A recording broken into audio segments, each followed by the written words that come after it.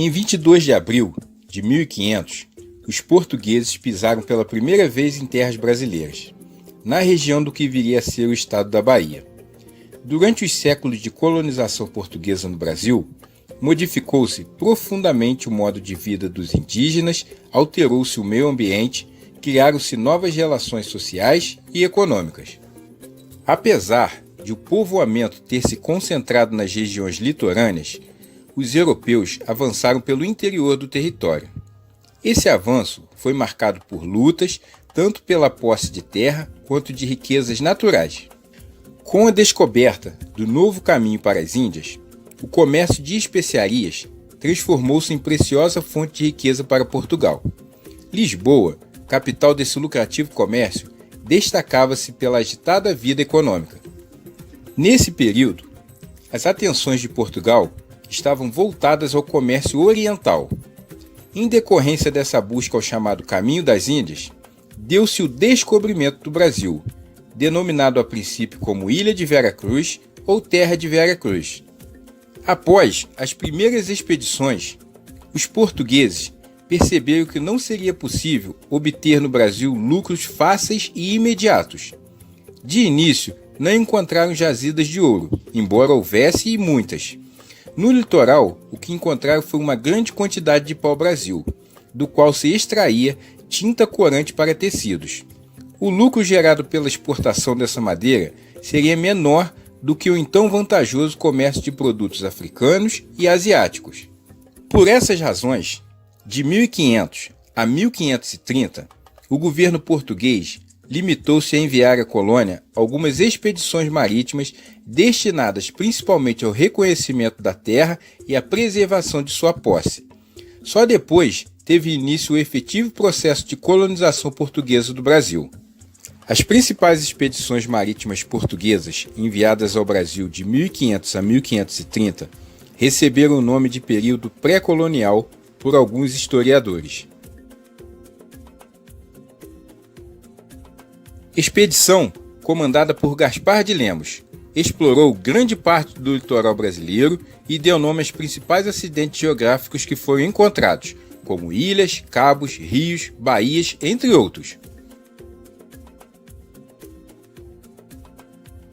Expedição comandada por Gonçalo Coelho foi organizada em função de um contrato assinado entre o rei de Portugal, Dom Manuel, e um grupo de comerciantes interessados na exploração do pau-brasil, dentre os quais se destacava o rico comerciante Fernão de Noronha.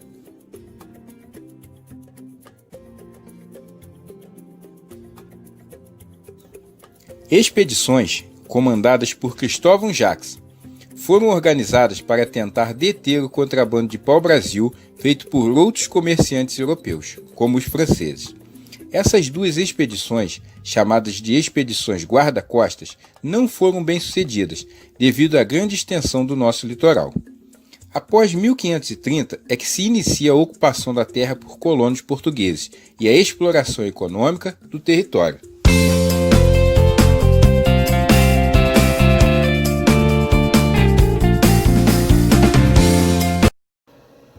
Olá pessoal, tudo bem?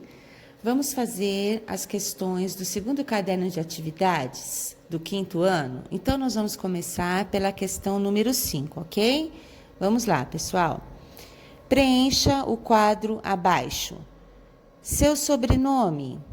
Vocês vão colocar aqui nessa linha, ok? Origem do sobrenome. Número de sua residência, rua ou quadra. Bairro ou setor, cidade, estado e país. Você já parou para pensar em quantas pessoas moram no nosso bairro, cidade, estado ou país? Para começar, vamos lhe dizer que no mundo inteiro existem aproximadamente 7 bilhões de pessoas. É muita gente. Mas de onde veio toda essa gente? Veja essas imagens e leia o texto que se segue.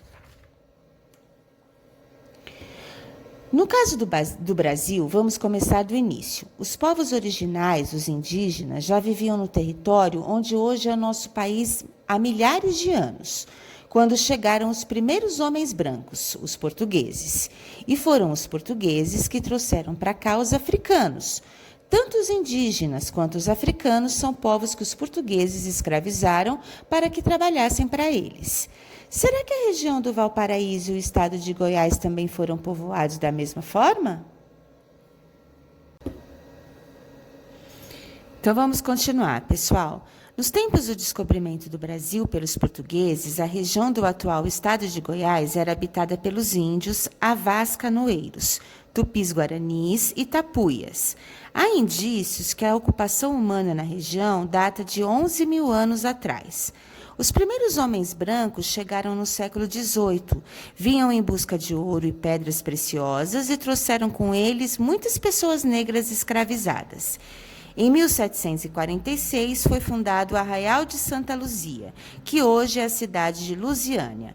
Por muito tempo, a população da região se manteve estável, até que em 1956 começou a construção de Brasília. Brasília atraiu para a região milhares de pessoas e sempre teve um grande problema de moradia. Foi esse problema que fez surgir em lugares como a Cidade Ocidental, o Novo Gama e o Valparaíso. Você já conhecia essa história? Sua família sempre morou nessa região ou seus avós e pais vieram de outros lugares? Descubra a história de sua família conversando com seus parentes e depois escreva um pequeno texto sobre isso no seu caderno. Você já observou que não vemos muitos índios morando em nossa cidade? O que você acha que aconteceu com eles? Onde estarão os descendentes dos povos originais? Brasília foi construída para ser a nova capital do Brasil. Veja como era a região do plano piloto no começo da construção e compare com o mesmo lugar nos dias de hoje. Que diferença você percebe entre a primeira e a segunda imagem? Um dos motivos que levaram Brasília a ser construída em terras goianas era a grande abundância de água. Os rios da região possibilitaram até a criação de um lago artificial, o Lago Paranoá. Na sua opinião, por que é importante construir cidades perto de rios e lagos?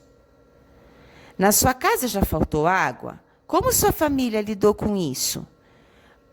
Mas hoje, bem mais que a metade da humanidade vive com grande escassez de água e tem gente que não sabe o que é consumo consciente de água.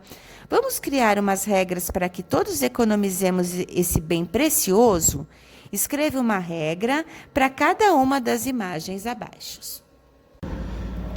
Olá, pessoal. Ainda na questão número 6, no item 2, observe as imagens abaixo e classifique a atividade humana representada.